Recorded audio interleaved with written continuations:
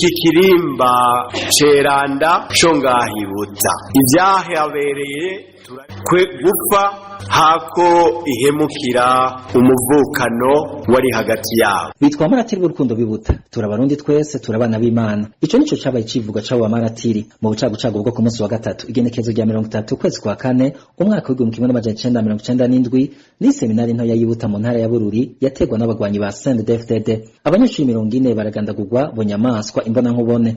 Ico gihe abo bicanyi barinjiye mu buraro bw'abanyeshuri baca bategeka kwivangura. Abahutu bakaje kwabo, abatutsi nabo ukwabo. Abo baseminari baraheza baranana baranka gukurikiza ayo mategeko bariko barahabwa. Ntivyatevye abo bicanyi baciye bugura umuriro barasiza ntungane ubutavage bw'amasase 40 basiga ubuzima. Bamwe mu bacitse kw'icumu bavuga ko hari umwe muri abanyeshuri yaciye asemerera n'ijwi rirenga ati mana bababarire kuko batazi ico bakora. Mu nyuma abo babisha bajeje gukora amaraso baciye basahura ivyo babonye vyose harimo amafaranga, impuzu, ibirato n'ibindi vyose babonye hafi. Inyuma y'ivyo barateye amagrenade aratoragurika ku bwinshi. Imbere yo gusubira inyuma kandi babanje kugenzura abo bagihumeka kugira ngo babahohoshe. Hari umwe muri bo vyanse munda ashaka kubabuza gukora amaraso y'inzira karengane, nawe nyene yaciye agandagurwa mu banda ko kanya nyene. Babicishije ku muvugizi wabo w'ico gihe umuhisi Jerome Ndiho CNDD-FDD muri kino gihe ari umuganga CNDD-FDD ntiwatevye kwemanga ubwo bwicanyi. Umuhisi Jerome Ndiho akaba yasiguye ko bishe udusirikare twari mu myimenyerezo.